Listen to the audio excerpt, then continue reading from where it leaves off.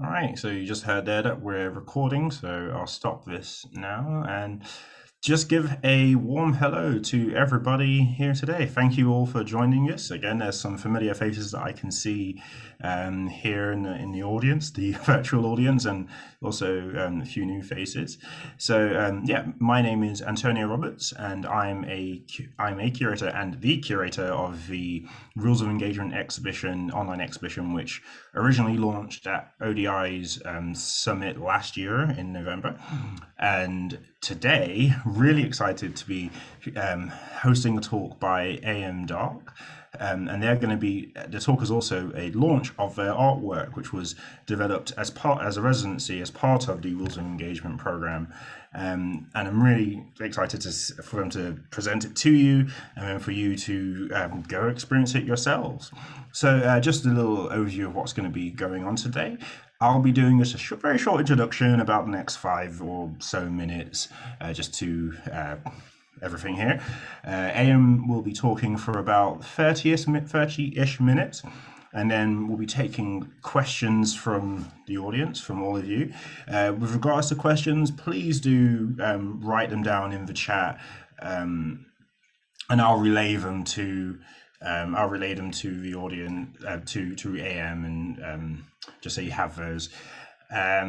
Please keep your microphones and cameras off throughout the duration of the talk, and we will be recording today's talk as well, so you can go back and watch it online on ODI's YouTube afterwards. So I think that's all of the preamble.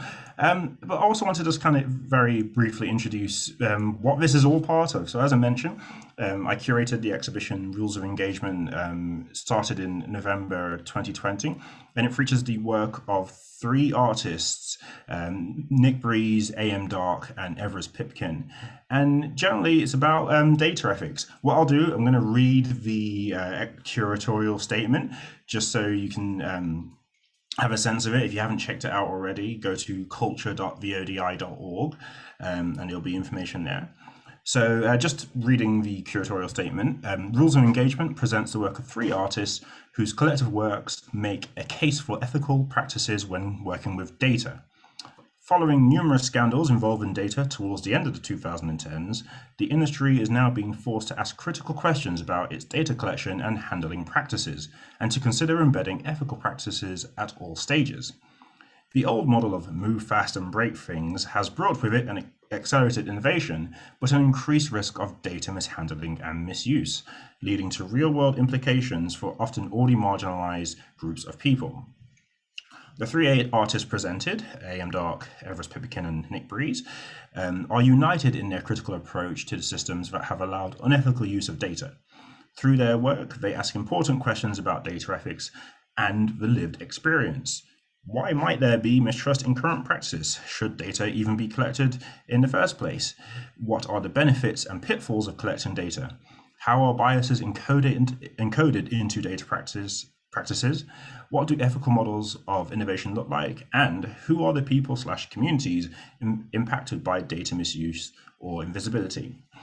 By seeing people as more than just data points, the artists in Rules of Engagement encourage those with power to reimagine how we engage with data. By doing so, we can ensure a data future where data and the people it affects are treated ethically.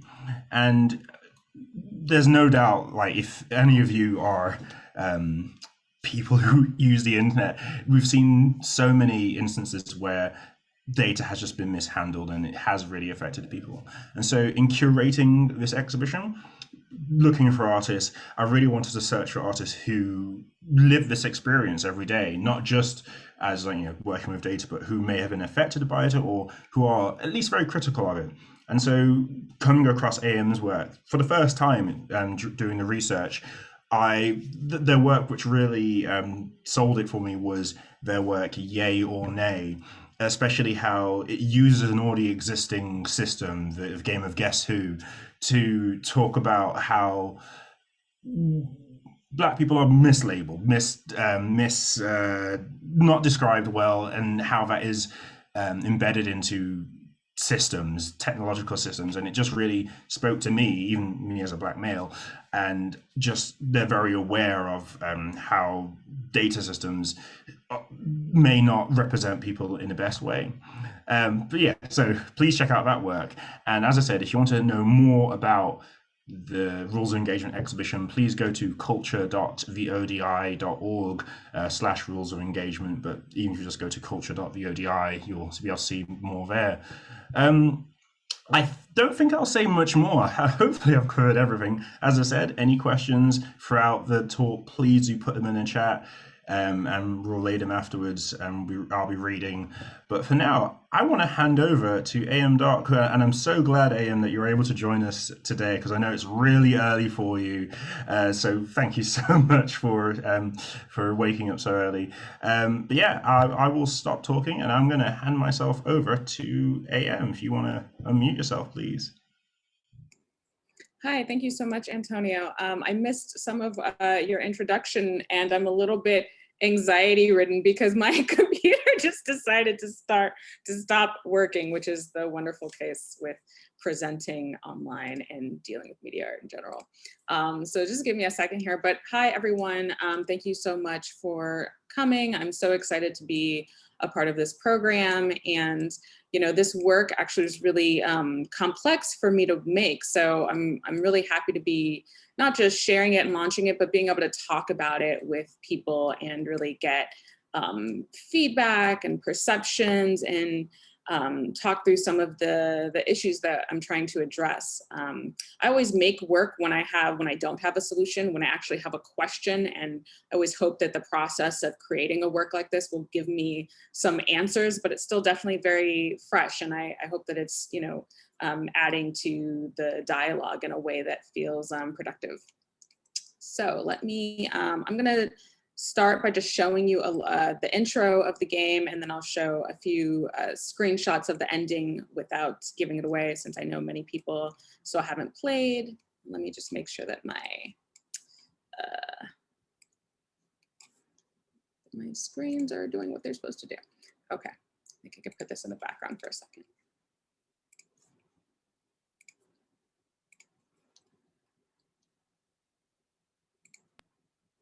Okay, can everyone see this?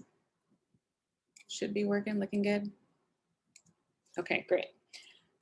So we start off with, I'll just read the introduction. So every second of every day, automated decision makers, or ADMs, are determining every aspect of our lives. Artificial intelligence has replaced human judgment, and now a machine determines if you can buy a home, purchase a car, and increasingly, even get a job. Like humans, modern algorithms are adaptable. They learn from the massive amounts of data collected every time you do, well, anything. Like a post, get directions, swipe right, buy toothpaste, especially with a rewards card. These algorithms are with us in everything we do. The machines are learning, but who are their teachers? Why should a few tech executives and engineers decide how things go for the rest of us? Why not you, or me, or all of us? At least after some initial assessment of our judgment and moral character, right? Welcome to Fairly Intelligent, the artificial intelligence that learns from you. Like all ADMs, Fairly Intelligent works based on the data it's fed. As a Black feminist scholar, I created the algorithm using my own rigorous standards, so you can trust that it's fair and reasonable. The best part is that the more you share with Fairly Intelligent, the better it can represent your values. Not only does representation matter, it's critical to tech that works for everyone. In fact, everyone. After a simple assessment, you'll gain full access to the Fairly Intelligent algorithm, where you can change the system from within. Diverse input, inclusive data, just algorithms. Sound fair? It's not artificially intelligent, it's fairly intelligent, and we're just getting started. So I'm hoping that I can get a little bit of audience participation here. The interaction, as you can see, sort of explains the basic premise, which is that algorithms are controlled, or these algorithms that impact our lives are basically controlled and created by a very small group of people that may not represent who you are, who I am. And so maybe we can develop our own system that, sort of starts off with my perceptions and my idea of what is fair and just, but that you can add to the system. So is there anybody who's willing, let me see if there's if I can read in chat, to maybe to guide, to help me go through some of this experience?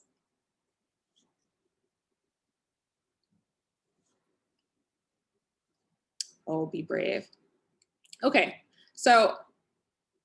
Okay, Homer, let me guess, you're apolitical? The fifth hand, let's go through all of them. Is this okay? Doesn't feel okay. Feels kind of threatening. I definitely think of the light-skinned options, this one is the most sensible choice. I mean, it says maybe I'm white, but I'm not into being white. It's not something that you're really excited about. Or maybe you're East Asian or Italian. So pale, but from a place that has spices. People at work be like, Black Lives Matter, Happy Quanta, Assalamu alaikum. Okay, so we'll go through the experience. Hey, look at you. Already making a difference. With your suggestion, Antonio. Okay, so as you can see, you get a little bit of personalization. What are your pronouns? So you have a pronouns option. I'm going to give you a little bit of a secret, an Easter egg that's embedded in the game. And as you go through the experience, definitely play around with things. Look at the way that it impacts. No need to change anything. I have a friend who's non-binary. Look at the way that it impacts the interface. And I'll talk about why I made these kinds of decisions a little bit later. I'm going to go with comrade.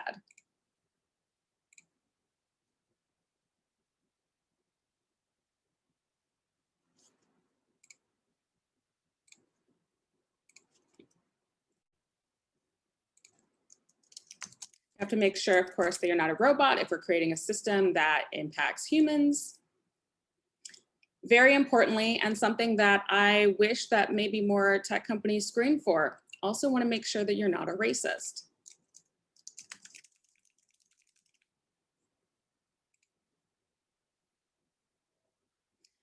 The problem is that, most people won't outwardly admit to being racist. So in my algorithm, I try to embed these other kinds of questions that become a proxy for what I think can give me an accurate read or an accurate assessment of someone's character.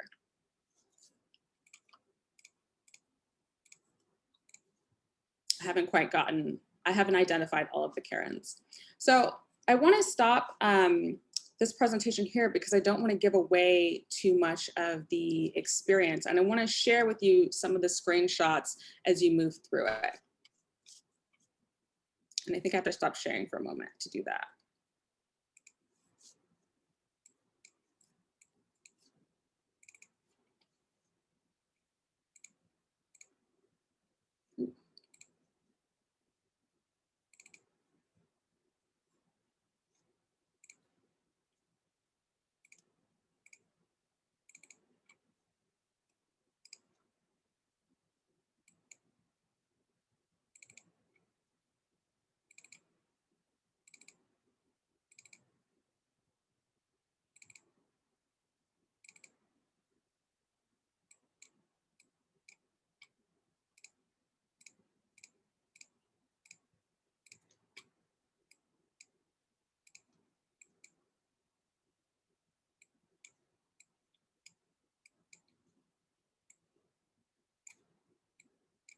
Okay. Apologies, I had my computer restart right before I was set to go on. So I've got some window management going on here.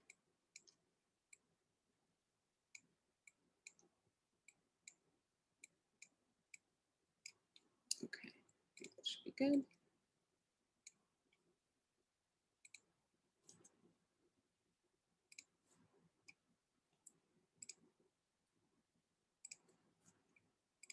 Okay, great.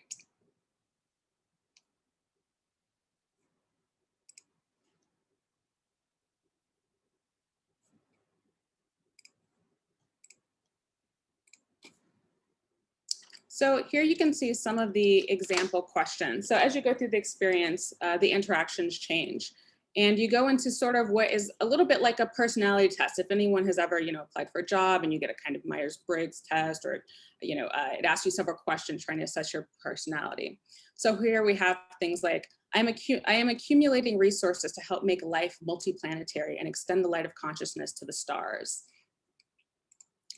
I want to change the world, right? The sort of a baseline question for people working in tech is always this sort of utopian ideal optimism about how the technology that we create, especially if it's computational, is going to eliminate bias, is going to sort of eliminate human flaws and make the world better. And then of course, questions like this, I don't see race, gender, etc. I just see people. This is one of my favorite, where your options are one race, the human race, namaste. And so you can see in some of the examples here that, you have questions that are a little bit snarky. This is actually a reference to one of Elon Musk's tweets. You have really straightforward questions like this that are yes or no. But then one of the things that I like about this project that was important to me was having questions like this, where you don't get to choose the option that really aligns with maybe what your value system or your beliefs are, and that the system actually forces you to choose a response that you may not like at all. And if you go through the experience, for some of those of you who have, the very last question I think does this the best, and it's really exciting. I want to talk about how this also is reflected in that first question that I showed you, or the last question that I showed you about I am not a robot and I am not a racist. So if you go through, and this is a mild spoiler, but if you type in I am not a robot, you start typing and the text fills accurately. You type I'm not a robot, it says I'm not a robot. But a secret that's happening in this game, which is revealed on the next slide, is that actually no matter what you type, it's still going to input the accurate terms so that you can advance through the system. And so as you play through, and I've played through, with the sound off for the presentation, but you start to see this narrative thread where in the beginning, you see the text on the screen and I'm reading it almost verbatim. And there are just slight little clues that there's a divergence between the sort of performance, the narrator, and the system. And then as you get further into the experience, you start to see that divergence appear more, right? So instead of I'm not a racist, you're typing, I don't think it works that way. And so again, there's this, to me, an interesting power dynamic where I'm presenting the algorithm as something that you can have access to and that you can influence, but then I'm also sort of putting words in your mouth, I'm limiting your options, I'm speaking back, and I start to sort of break with the narrative that happens within the fairly intelligent as an algorithm. So as you go through the experience, you end up getting an assessment so that we make sure that you've been kind of like cleared for engaging with the system, right? One of the key lines in the game is that we don't want just anybody making experience that impacts everyone, right? So we have to make sure that you're not a racist. We have to make sure that you care about humanity. We have to make sure that you have a certain value system. And after you go through the game, you get a sort of subjective write-up. There are five, maybe I might be getting this wrong, I might forget one. There's either 5 or 6 endings. And so you get a sort of assessment, which I haven't shared here. I want everyone to get their own. But after you get your assessment, a little text dialogue, you also can click on the factors that lead to this assessment. And this becomes, so this is an example of playing through the game and seeing the ways in which your answers were codified and just become these sort of check boxes, these demographic markers. And this is really important because we engage with algorithms all of the time, and things that seem like they're straightforward are usually a proxy for something else, something that's more useful for whoever has designed the system. And so it's really important to me that I show these factors, but that I also didn't present too much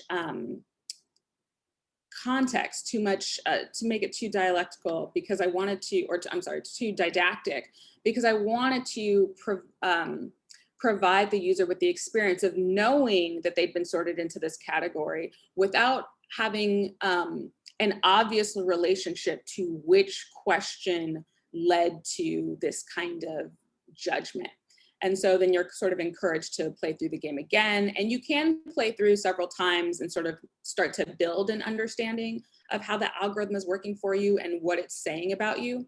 But it's not direct. And I think that both the subjectivity of the experience and this partial revelation, I hope, is helping people understand that there's all of this background information, not just information that's being collected, but this sort of sorting of us that we may not agree with, that may be detrimental and harmful, and that we have almost no control over.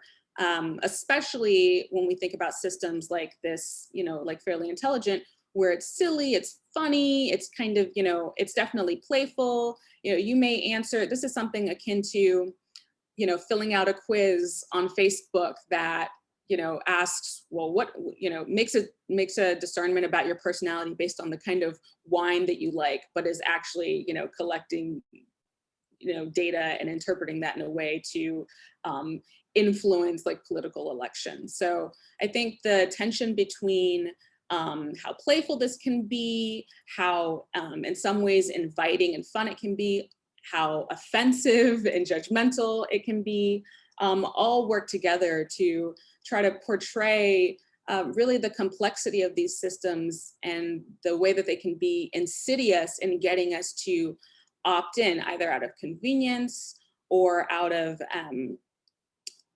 even sometimes out of a desire to make things better, which often seems to these solutions about making things better always seem to lead to solutions that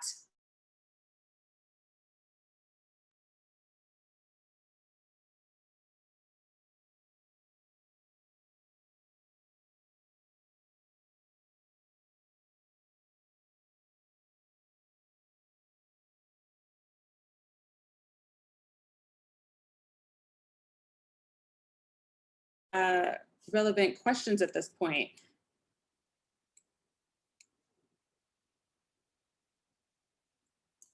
Ooh, sorry, the video, my video just cut out there.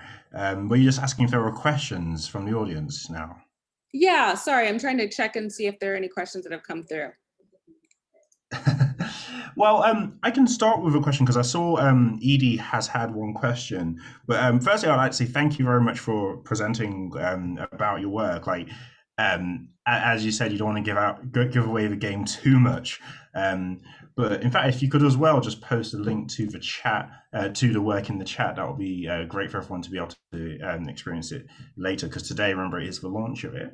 So, would it be okay if I started with a question? Yeah, and it would be great to be able to go back and forth between those questions, and I can show more of the game. I'm just going to skip through some parts. Yeah. Okay, sure. Well, yeah, because I do have one question, which I guess you kind of you alluded to it a bit in the beginning, earlier. At the beginning of the artwork, it talks about diverse input and inclusive data. Do you have an opinion on what this looks like in practice? Like, what is there any sort of like perfectly diverse or perfectly inclusive data, or yeah, what's your opinion on that? I mean, I think that question needs a lot of context. So what does inclusive data look like? I mean, sure, data can be inclusive, but is it, let's make sure that we've included everyone's face in the, community so that we can identify protesters and so that we can, better identify people that we want to exclude from opportunities or track or surveil. I mean, we live in a society that is oppressive to different groups of people. And so I think that idea of an inclusive algorithm is like saying you want intersectional mass surveillance. right? So I think the question for me is more, is there an example of how do we deploy algorithms at a mass scale that aren't harmful? And I don't know if we can. I think and not to be super dystopian, I think, that's something I definitely struggled with in this work, because it's very easy to be like, wow, there are so many problems and let's reveal those. But then the next step is sort of, well, what is the answer? How do we just get away from throwing our hands up and saying, like, there's almost no way to intervene in the system? And I think something that seems reasonable and interesting to explore is the idea of creating smaller, localized algorithms, that the first question when you create something like this is not, how do we get more data, but why do we need this data? How will it serve the community? And do people have consent? Has everyone fully opted in? Can they opt out at any time? Can they withdraw that consent? And not just is it causing harm, not just is it causing harm after the fact, but first of all, like, how can it best serve the community? And if you're thinking about mass surveillance, that's not a community, right? That's just trying to collect data on everyone. So I think making it smaller and having, sort of people-driven algorithms that are really about, what's beneficial. Like, I think when I first started this project back in September of last year, I was initially thinking, okay, what algorithm do I need? Like, I don't need an algorithm that's trying to sell me, a fancier, a brand of like asparagus water at Whole Foods or whatever, I need an algorithm that tells me, who's going to mansplain to me all night at a party. I need an algorithm that tells me, which person is a Karen who is going to, call the police on me if I'm outside in my own neighborhood, like idling for too long. So I think that's what I'm trying to get at with, what might be an ideal version of how these systems operate. Asparagus water is a thing. You can look it up from a few years ago. Whole Foods was charging $8 for it. Yeah, thank you for that, AM. And because I did have a follow-up question, but again, you've already kind of answered it, because even like when people are talking about, or like whenever there's like a scandal with AI, say, it's the unfortunately classic example is where, Black people have been mistagged as like apes. They go, oh, it's just for training data. We trained it. The data that we fed it was not inclusive enough, and so most of this technology is developed by white Silicon Valley men. And so I remember the question that I had in my head was about, well, do we just need to feed it more better data, and will this fix it? But again, like, I think you've already explained that part of the problem is not just the data input, it's what it's doing at its core, really. Like, and yeah, I completely understand what you're saying. Smaller, more localized, or more case specific AI rather than just mass trying to do everything once is definitely a good way forward. So I just wanted to bring up this screenshot in particular, because it's another one I think is points to this idea of the question is, I refuse to see a therapist about my mental health issues. And no, I refuse. I just don't feel comfortable telling a stranger my business, right? Of course, the irony here is that you are going through this form telling me your business, and then I can make all these kinds of inferences. And so again, that idea of like, well, what is the purpose of this? Is this helpful? A question like this could be helpful if we were trying to assess, the mental health of our community, and it wasn't just going to be shared to like sell you an ad for like a meditation app, or to try to like one of the things that I came across in my research, some of the more just really depressing and exploitative uses of this kind of data is for-profit colleges looking for people who maybe don't have degrees. Like, you might think it's a very straightforward category, like, oh, you don't have a degree, or you're in this category. No, but like one of the categories was something, or one of the ways that it labeled people was taking in various factors, like, where you lived, if you seemed depressed, and it was looking for people who were unsatisfied with their lives, low self-esteem, low opportunity, and desperate, right? And these are things you're never going to tell a forum on the internet that, yes, I feel desperate, but all of these, sort of proxies for information, proxies for categories are being calculated and then used against you, which is not helpful at all. Mm. Yeah, and it's really what's really gross for that might be a way to try and categorize and get people that preying on those sorts of insecurities and those things. I had a question from Edie Joe Murray, and I'll just read it. They're interested in how you use the terms game and playthrough, and they're interested if this is an intentional choice to align the work with game/playfulness. Oh, interesting. I want to say that that's super intentional, but it's actually just a habit because I am also a game developer. And so I want to say that I created this work using Twine, which is a platform for developing interactive fiction or games. But no, I mean, playfulness is definitely important in all of my work, and I do use that term intentionally, which goes into another aspect of the work, which just this idea of polish that I was playing with. Like the work is not necessarily polished, but I go back and forth between thinking, I mean, at the basic level, this is a game, but I think I prefer to talk about it in terms of it being a speculative algorithm. And I say that because even though it operates and is designed in a game-like manner, it isn't that fictional. Like this isn't even as silly as this is and playful and sort of like there's no consequence, right? It asks all these questions, but nothing is actually being collected, nothing's being tracked. But this is actually how,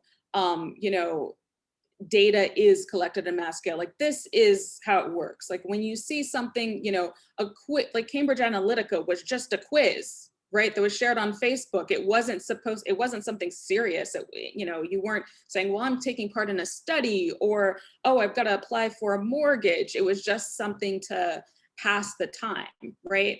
And so I think that idea that, it is a game because that's my intention, is for it to be playful, for it to not have any meaningful consequence, in terms of it's not going to impact your life. Hopefully it impacts the way you think about these things. But, these other sort of methods of data collection are gamified. They're meant to be, when you take that quiz that says like, oh, like, let's see how smart you are because smart people drink, wine and, have 2 glasses of wine and chocolate and a beer, every evening. And which kind of like beer do you like? And that's going to tell us something about your personality and give you a little, like flattering boost. Like it's designed intentionally to be easy and to seem trivial. Yeah. I hope that answers your question. Yeah, I think it's a good answer, and I can see a couple of kind of like agreeing comments from F. Vandenboom saying, it's deception, it's manipulating people into giving up more data, which, I think is a fair assessment. You're just doing something for fun, and what you're doing is unfortunately feeding an algorithm. And I think, the way that it doesn't present itself there as doing that, I think that's quite deceptive.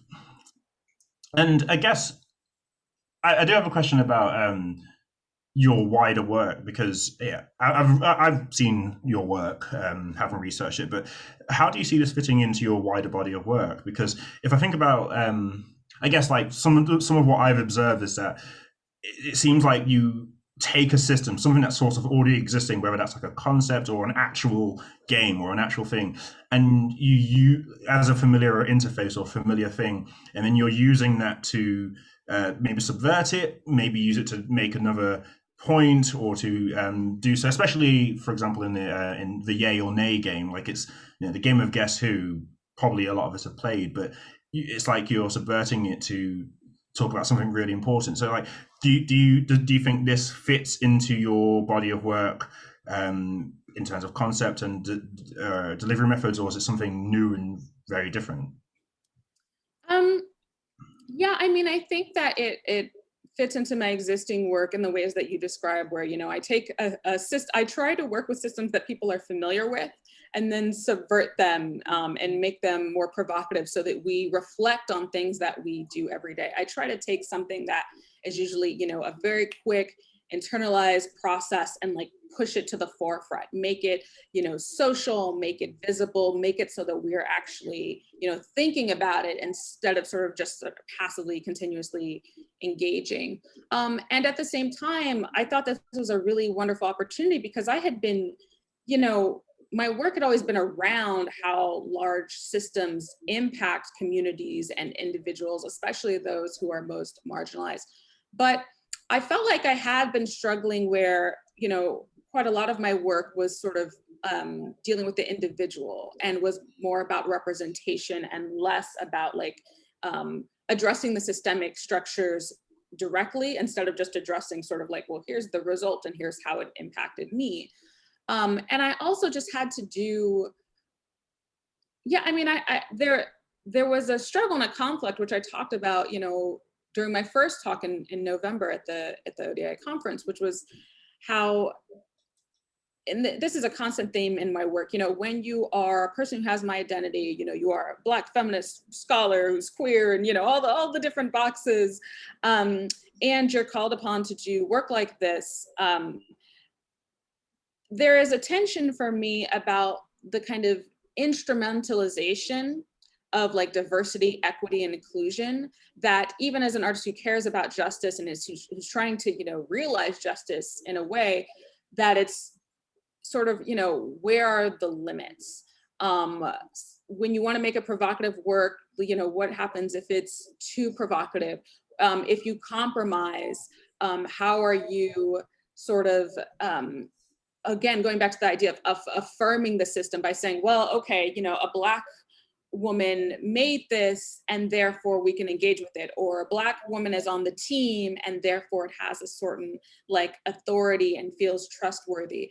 And so, I haven't really figured out how to make work like this that addresses justice and engage with justice that feels like it's completely, completely radically subversive at changing that system. And so I think, and we've had this issue with the ODI in particular, where I wanted to make a version of the work that, really focused on the builders of the software in a direct way, gathering information from like LinkedIn and like doing much more sort of like, here's a person's face and this is what, and they're building software for ICE.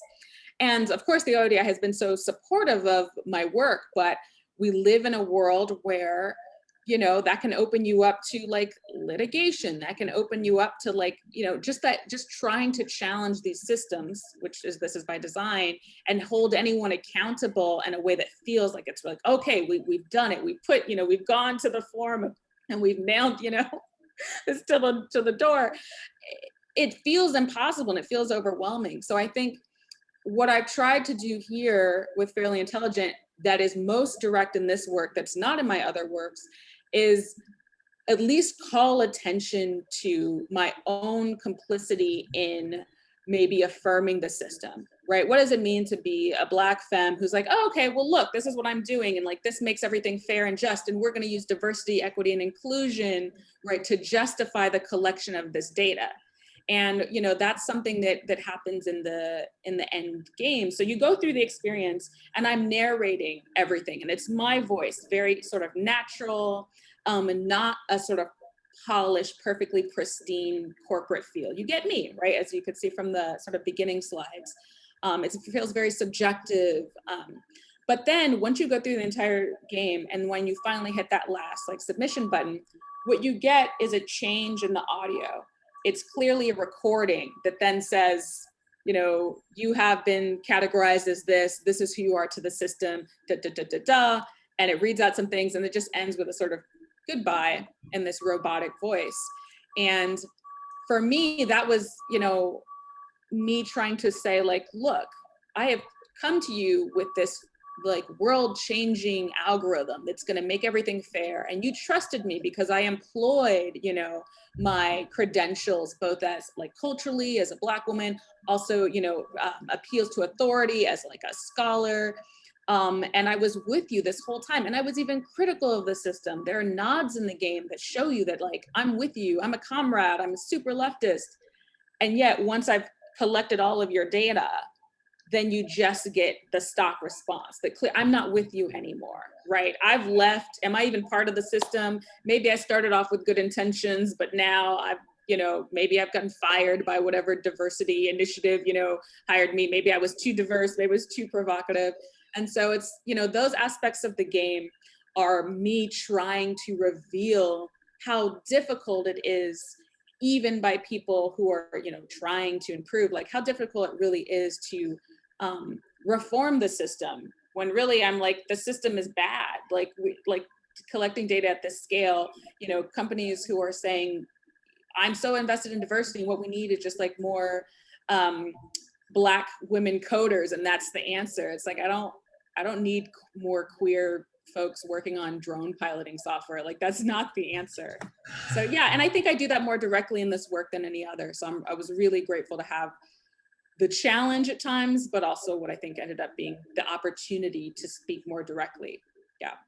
Yeah, and thanks for the answer. And yeah, like, it has been a challenge making this work, and an interesting one, because navigating what can and cannot be done. And I just have a question from Julie, which possibly talks to this, like the litigation and using people's faces, for example. Julie asks, data capture is a huge issue for building biased data sets, but what do you think about the development of synthetic data sets as an alternative? I'm sorry, can you repeat the question? Sure.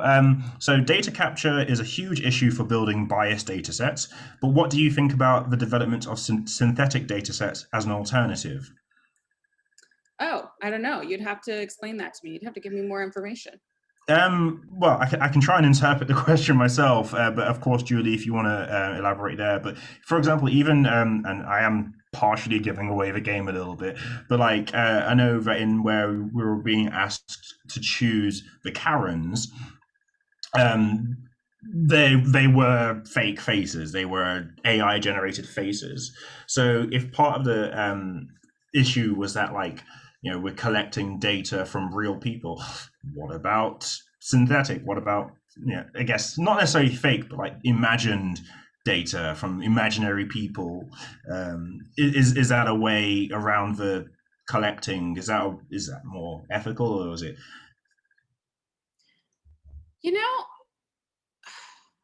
I don't know. So and I say I don't know, and I don't, but like the first thing that comes to my mind is that even in creating synthetic data sets, like there's still choices that are being made, right? Like they don't just happen. They're still going to be trained or based on some other, real data or perceptions. And so I think that is, that's part of the issues, that anytime you're dealing with humans, like we're not going to be able to create systems where we're not a part of them and our bias isn't impacting the construction and the result. And by the way, I should say that I don't think that we should be aiming for that either. Like, I don't think that that eliminating human bias in these systems is, I don't think it's possible, but I also don't think it's desirable. I think some bias is good.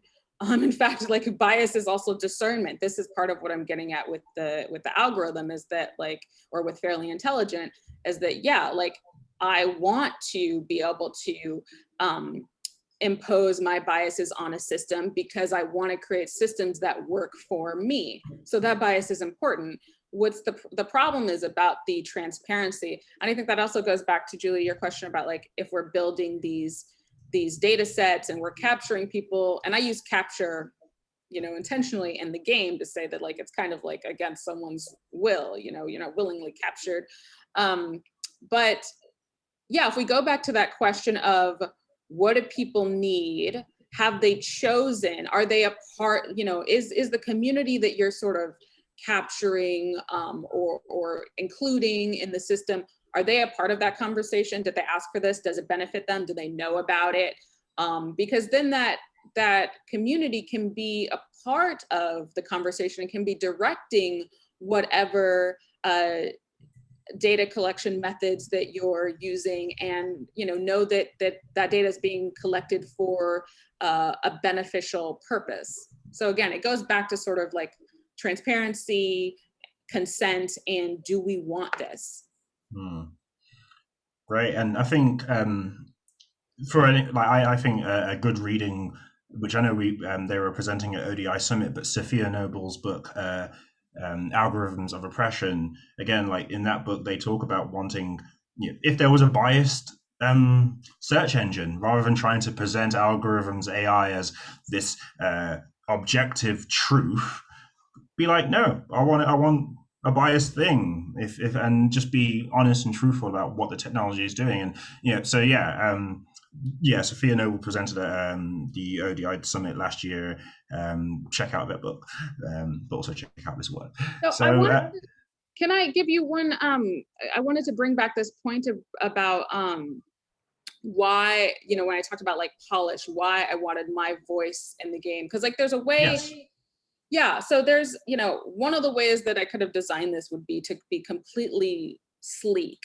And I kind of wanted to break with that slickness that we see coming out of like Silicon Valley, because I wanted to create this more direct and felt connection between the user and the software. And, so I'm like, now I'm so cognizant of when I'm using real companies' names. So I'm like scared of that, but I'm like, okay, so I worked for a company that delivers food by using, independent contractors. And I was a food delivery person. And I had used this app before to like order food myself. And I think that we live in an era now where like, we usually, the way that we engage with things is that we have some kind of shiny app on our phone. It looks really polished and perfect and clean, and it's like slick. And then like a thing magically appears at our door, like a package in 2 days or food in 30 minutes. And it just feels so like, like the Jetsons, so high tech and like clean and like perfect.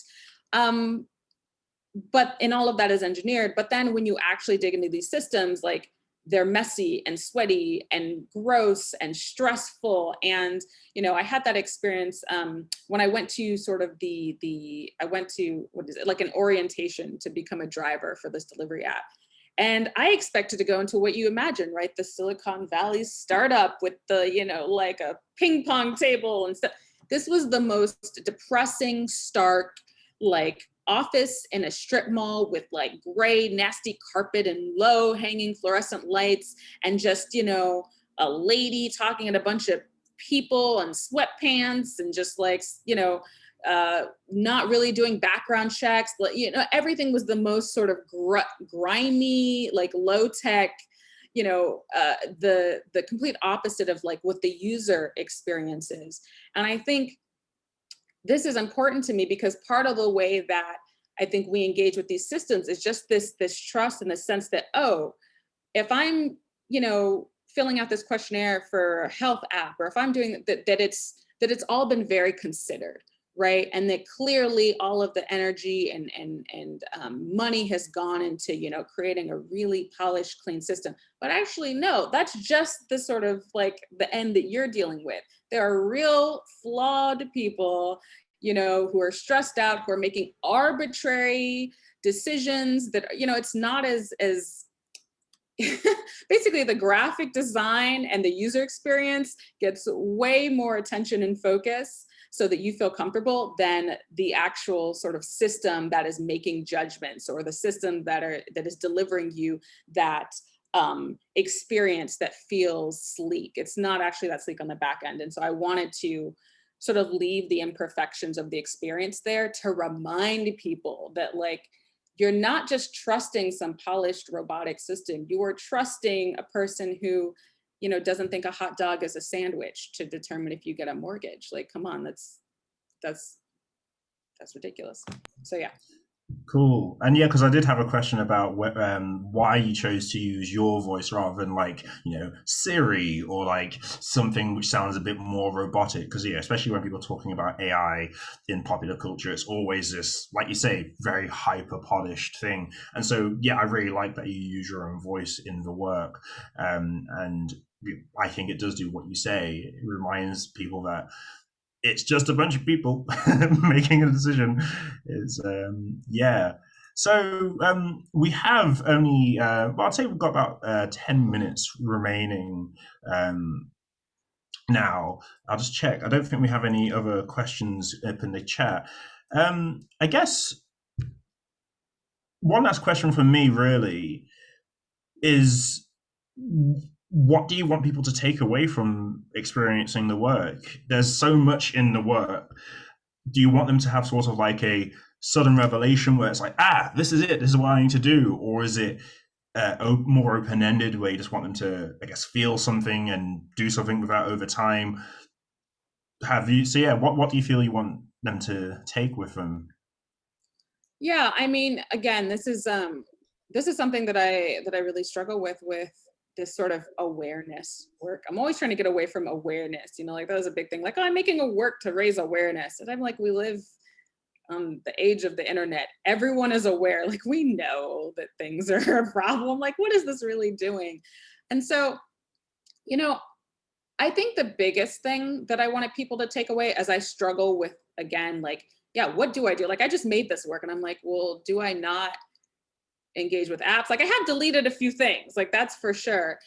But I think being skeptical, particularly about these calls to improve and reform systems of mass surveillance by continuing to affirm the system and by saying what we need is more mass surveillance. What we need is more funding to surveil more people. What we need is to really give us money so that we can, make accurate face detection that works on Black people. Like, there's a question in the work that says, why do you submit?